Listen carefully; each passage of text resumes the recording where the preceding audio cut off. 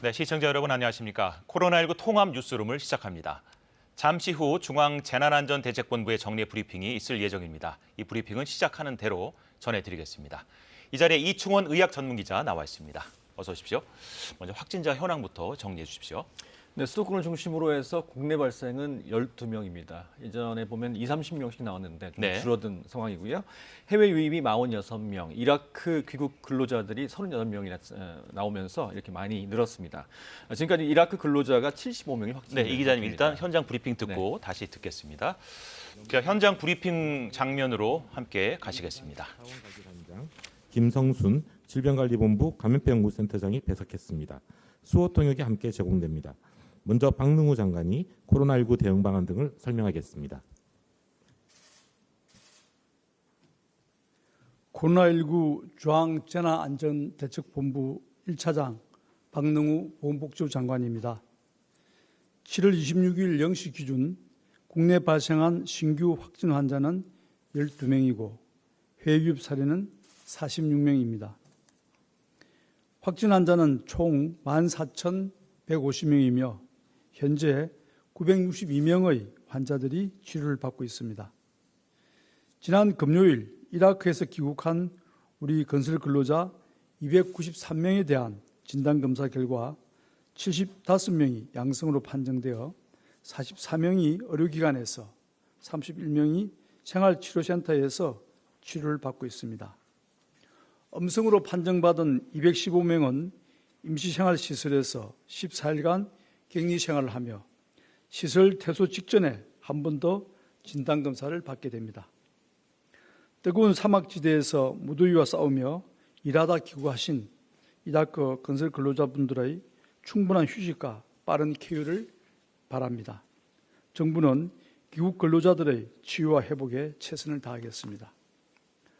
아울러 임시생활시설은 우리 모두의 안전을 보호하기 위한 시설로서 환자 치료와 감염 전파 차단을 철저히 실시하고 있다는 점을 강조드리면서 시설 설치에 지역의 이해와 협조를 당부드립니다. 어제 사망자는 없었고 현재까지 사망자는 총 298명입니다. 정부는 오늘 정세균 국무총리 주재로 중대본 회의를 개최하여 선언 확진 관련 관리 강화 방안, 외국인 입국자 입원 치료비 개선 방안, 백신 치료제 개발 동향과 대응 방안 등을 논의하였습니다. 먼저 지난 2주간의 위험도 평가에 대해 설명드리겠습니다. 7월 12일부터 7월 25일까지 2주간의 일일 평균 국내 발생 환자 수는 19.9명으로 직전 2주간의 31.8명에 비해 11.9명이 줄어들었습니다. 감염 경로를 파악하지 못한 환자의 비율은 직전 2주의 8.5%에서 이번 2주는 6.3%대로 개선되었고 방역망 내 관리 비율도 80%에 근접하고 있습니다. 지역적으로는 대전, 충청, 광주, 전남 등의 환자가 뚜렷하게 감소하고 있는 반면 수도권의 경우 노인시설, 교회, 군부대 등의 산발적인 집단 감염을 통해 계속 환자가 발생하고 있습니다. 종합적으로 볼 때 국내의 지역사회 감염은 비교적 안정적으로 억제되며 방역망의 통제력을 지속적으로 회복하고 있는 상황으로 평가됩니다. 다만 수도권에서 계속 집단 감염이 발생하고 있는 점은 방심할 수 없는 위험 요인이기에 수도권 주민들의 주의와 관심이 요구됩니다. 밀폐, 밀접 등 산미를 피하시고 일상생활 속에서 마스크 착용과 손 씻기 등의 방역 수칙을 철저히 지켜주시기 바랍니다. 세계적으로는 정점이 어딘지 예측이 어려울 정도로 코로나19의 확산세가 맹렬해지고 있습니다. 전 세계 누적 확진자 수는 1,500만 명을 넘어섰고 일일 신규 확진자 수는 28만 4천여 명을 기록하는 등 연일 최대치를 경신하고 있습니다. 특히 홍콩, 싱가포르, 일본 등 방역 모범 국가들이라 평가받던 아시아의 다른 나라들까지도 코로나19의 확산이 다시 시작되고 있습니다. 이런 상황이지만 누적되는 경제적 피해를 완화하기 위해 세계 각 나라들에서 자국 내 봉쇄 조치와 국경 제한 조치를 잇따라 해제하고 있습니다. 이런 대외적 환경 변화에 따라 우리나라의 해외 유입 환자도 계속 증가하고 있습니다. 지난 2주간 해외 유입 일일 평균 환자 수는 31.4명으로 그전 2주의 19.6명에 비해 11.8명이 증가했습니다. 해외 유입 환자는 전원 진단검사 시행과 2주간의 격리를 원칙으로 하고 있어 국내 감염으로 확산되는 일은 거의 없어 위험도는 낮습니다. 장기화될 것으로 예상되는 코로나와의 공존 시대에서 대외 교육 의존도가 높은 우리 경제 구조와 고도로 연결된 세계화 시대를 고려할 때 국제 간 교류를 차단할 수는 없습니다. 이로 인한 서민 경제의 피해가 너무 크고 국가적인 미래의 성장 동력이 크게 저하될 수 있기 때문입니다. 그러나 해외 유입 환자의 지속 증가는 검사와 치료 등 우리의 방역과 의료 체계에 부담이 되기에 효율적인 대처가 필요합니다. 또한 러시아 선박 수리 과정에서 국내 근로자가 감염된 사례처럼 방역 사각지대가 발생되는 경우도 있어 보다 철저한 관리가 필요합니다. 이에 따라 중대부는 최근 증가한 선원 확진 사항에 대한 관리 강화 방안을 논의하였습니다. 국내 입항 선박에 대해서는 방역 관리를 계속 강화하고 있습니다. 입항 선박의 하선자에 대해서는 내 외국인을 막론하고 모두 진단검사와 14일의 격리를 의무화하도록 조치한 바 있습니다. 이와 함께 7월 20일부터는 수리, 화물 선적 등으로 우리 국민의 대면 접촉이 필요한 러시아 선박에 대해서는 선원 전원에 대한 진단검사를 실시하고 있습니다. 또한 방역 강화 대상 국가를 확대하고 이들 국가에서 출항한 선박의 선원은 출항 48시간 이내에 발급받은 PCR 음성 확인서 제출을 의무화하겠습니다. 선원의 국내 상륙은 진단검사를 실시하고 그 결과를 확인하여 음성일 경우에만 허가하는 등 하선 선원의 상륙 허가도 최소화할 계획입니다. 외국인 입국자의 코로나19 확진 시 입원 치료비 부담 방식도 개선하기로 하였습니다. 정부는 외국인 환자의 조기 발견과 치료를 통한 코로나19의 국내 확산을 막기 위한 목적과 국제적인 원칙을 존중하는 측면에서 확진 판정을 받은 외국인에 대해서도 입원 치료비를 전액 지원해 왔습니다. 그러나 해외 입국자는 14일간의 격리를 통해 국내 확산을 차단하는 목적이 이미 달성되었다는 점과 외국인 환자 증가로 방역과 의료 체계에 부담이 커지는 문제 등을 고려하여 치료비 지원 방식을 변경할 수 있는 제도 요건을 마련하기로 하였습니다. 주된 개선 방향은 해외에서 입국하여 검역 또는 격리 중에 감염이 확인된 외국인에 대해서 상황에 따라 입원 치료비의 본인 부담이 가능하도록 한다는 것입니다. 우선적으로는 격리조치 위반자 등 국내 방역과 의료 체계에 고의적 부담을 주는 외국인에 대해서 적용하고 향후 외국인 입국 환자 증가 추이를 보며 확대할 예정입니다. 확대 시에는 외국의 우리 국민에 대한 치료비 지원 등 우리 국민의 보호가 정대되는 방안도 함께 고려하면서 검토해 나가겠습니다. 이미 건강보험에 가입된 장기 체류 외국인 등에 대한 건강보험 적용은 당연히 계속되게 될 것입니다. 이러한 내용을 담은 감염병 예방법 개정안이 발의되었으며 법이 개정되면 외국 현황 조사 등을 거쳐 구체적인 적용 방안을 마련해 나갈 계획입니다. 백신 치료제 개발 동향 및 대응 방안에 대해 설명드리겠습니다. 현재 전 세계적으로 임상시험 단계에 있는 백신 후보 물질은 24종이며 치료제도 렘데시비르가 주요국에서 긴급 사용 승인되는 등 기존 약물의 코로나19 적응증 확대 연구가 활발하게 이루어지고 있습니다. 또한 올 하반기부터 주요 글로벌 기업을 중심으로 혈장 치료제, 황체 치료제 등의 임상시험이 개시될 예정입니다.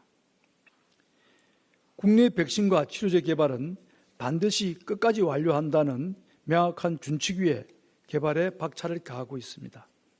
우선 국내 백신은 내년 하반기 완료를 목표로 제넥신의 DNA 백신은 지난 6월 11일 임상시험에 착수했으며 SK 바이오사이언스, 진원생명과학 등도 연내 임상시험 진입을 목표로 개발 중에 있습니다. 국내 치료제 개발과 관련해서는 GC 녹십자와 국립보건연구원이 혈장 치료제 개발을 위해 올해 하반기 임상시험 진입을 목표로 완치자 혈장 확보 및 제재 생산을 진행 중이며 항체 치료제 개발 및 약물 재창출 연구를 위한 임상시험은 현재 총 15건이 승인되었습니다. 세계보건기구 WHO는 코로나19 대응을 위해 백신, 치료제, 방역물품 관련 국제협력체제인 액트-A를 가동 중으로 내년 말까지 20억 회분의 백신 보급 목표를 제시한 바 있습니다. 이에 따라 세계 백신 면역연합 가비는 글로벌 백신 공급 메커니즘인 코박스 퍼실리티 설치를 제안하였고 7월 21일을 기준으로 우리나라를 포함한 77개국이 참여 의향서를 제출하였습니다.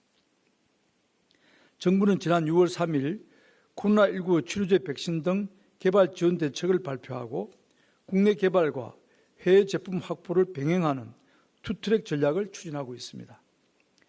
치료제와 백신의 신속한 개발을 위하여 인허가 사전 상담 및 신속 처리 등 규제 지원과 생물 안전시설 이용 및 효능 평가 등 연구개발 서비스 지원도 실시하고 있습니다.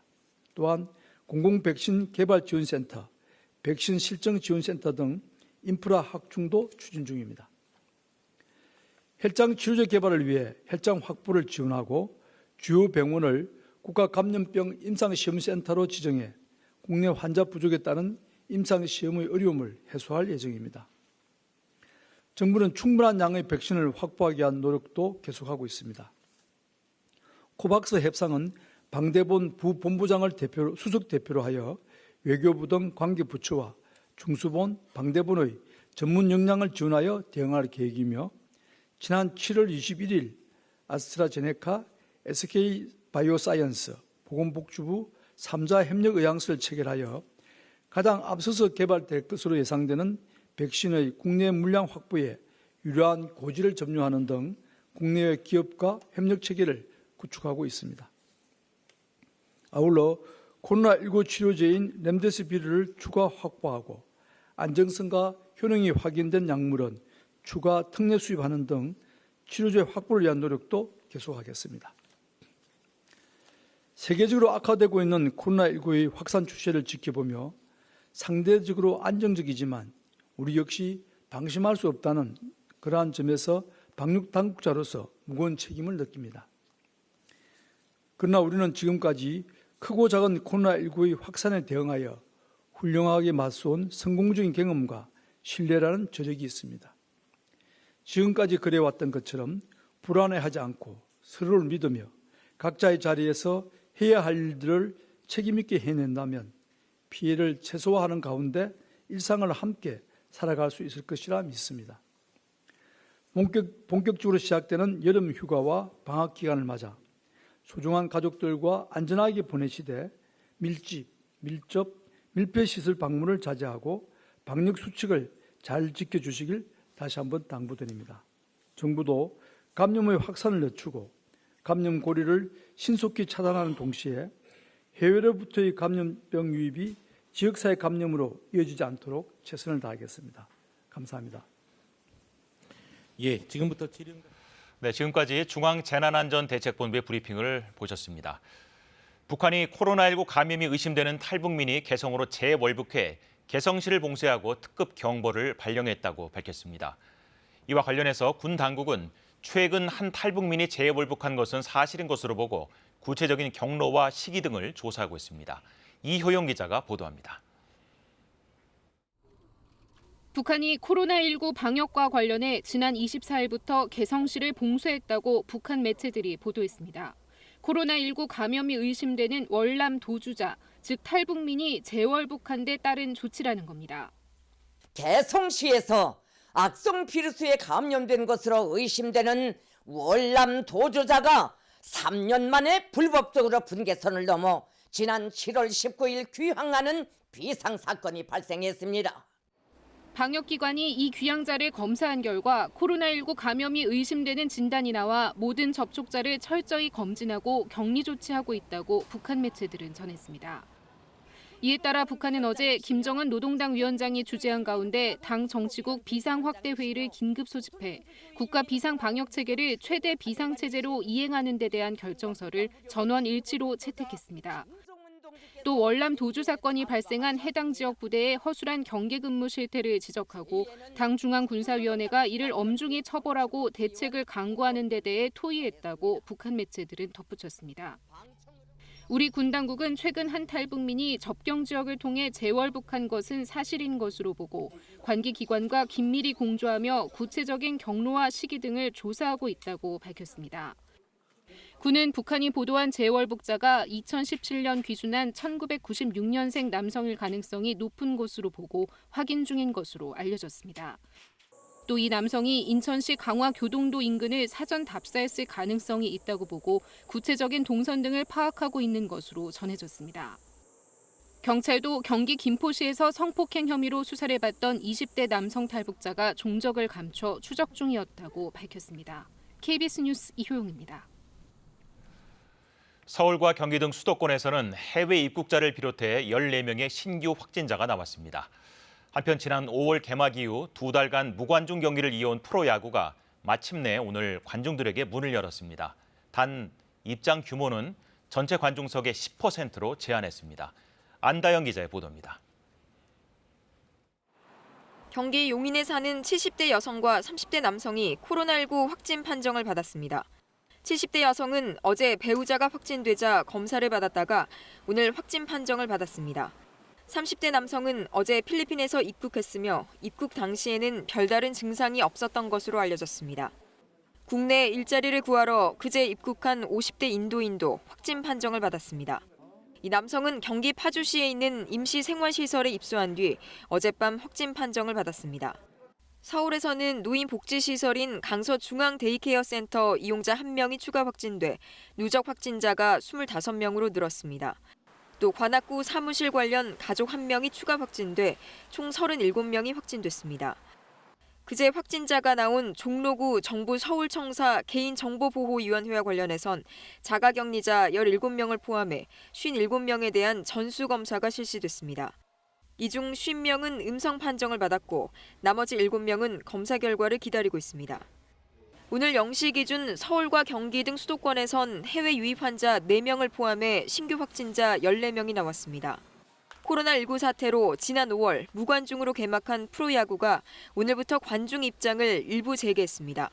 단 관중석의 10% 규모만 관중 입장이 허용되고 경기장 좌석에서 음식 섭취나 큰소리 응원 등은 금지됩니다. 또 경기장 안에서는 마스크를 반드시 착용해야 하고 체온이 37.5도 이상이면 출입이 제한됩니다. 프로축구는 다음 달 1일부터 제한적 관중 입장을 시작하고 프로골프는 다음 달까지 무관중 경기를 이어갑니다. KBS 뉴스 안다영입니다.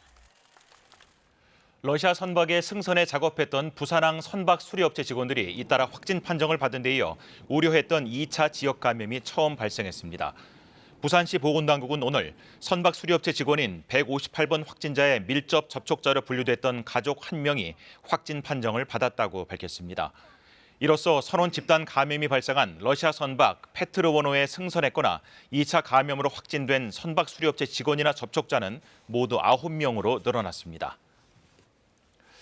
다시 이충원 기자와 이야기 나누겠습니다.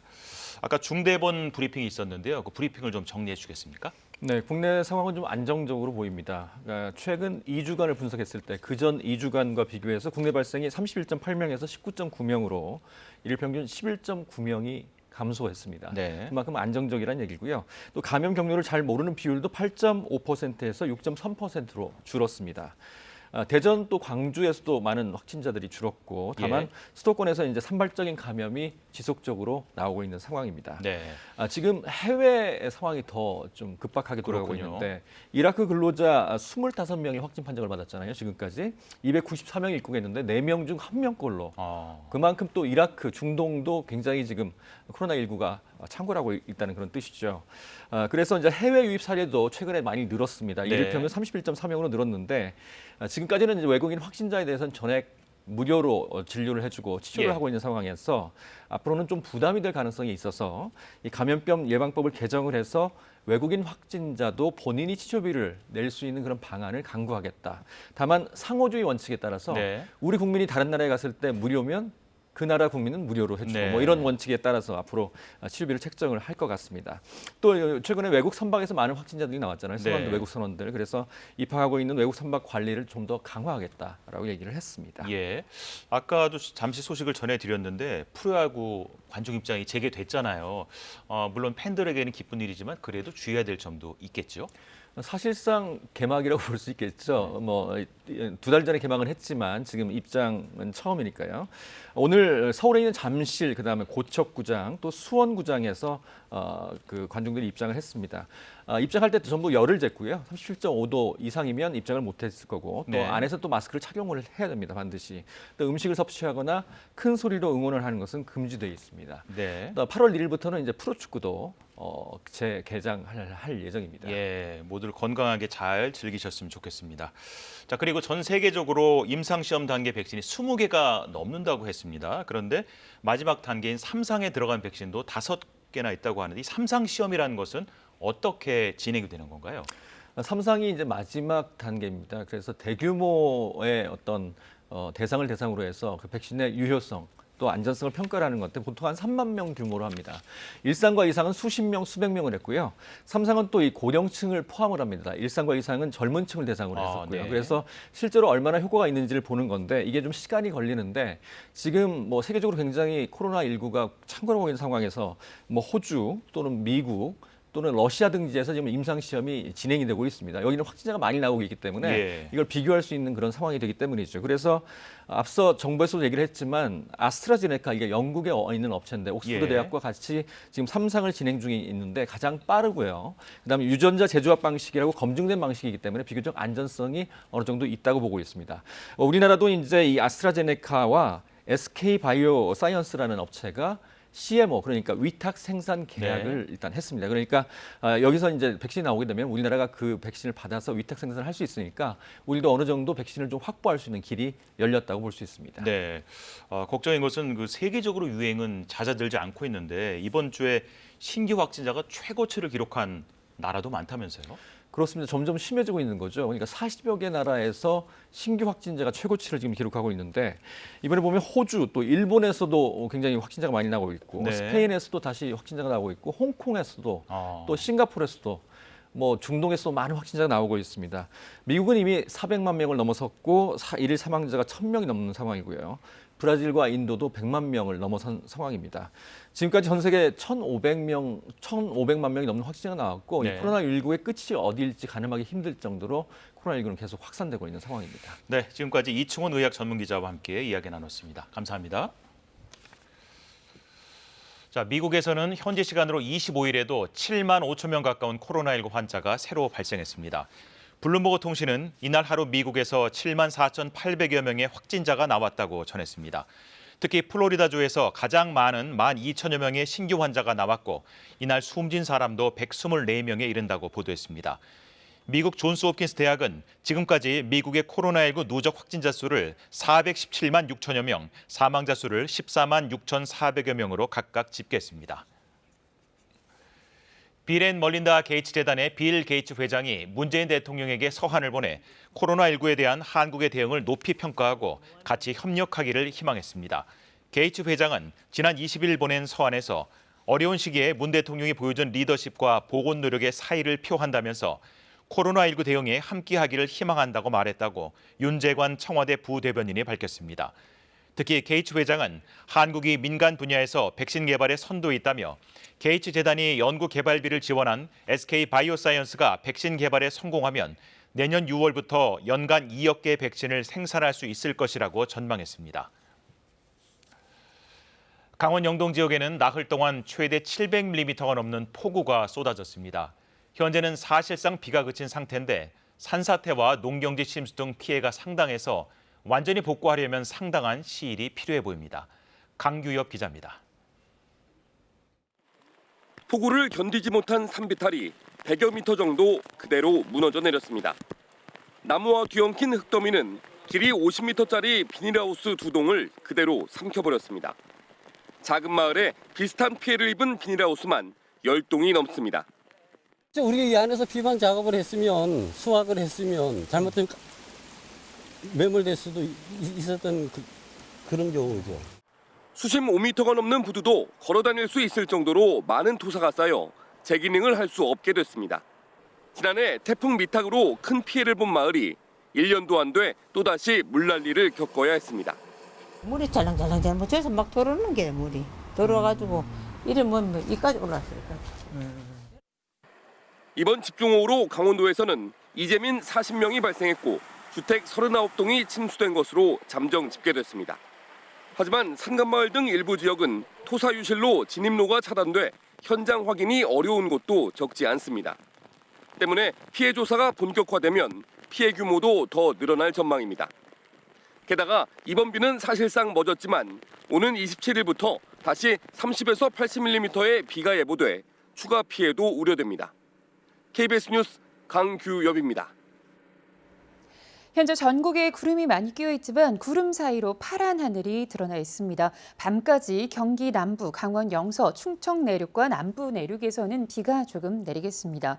한 주의 시작인 내일부터 또다시 비 예보가 나와 있습니다. 아침에 제주도를 시작으로 오후에는 남해안, 밤 사이에는 대부분 지역으로 비가 확대되겠는데요.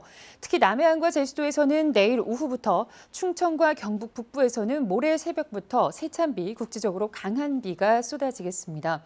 충청 북부 그리고 경북 북부, 경남 해안 지역에는 200mm 이상, 충남과 강원도, 제주도에도 150mm 이상의 집중호우가 예상됩니다. 반면에 서울을 비롯한 수도권과 강원 영서 북부, 울릉도 독도에서는 10에서 40mm가량의 비가 내리겠습니다.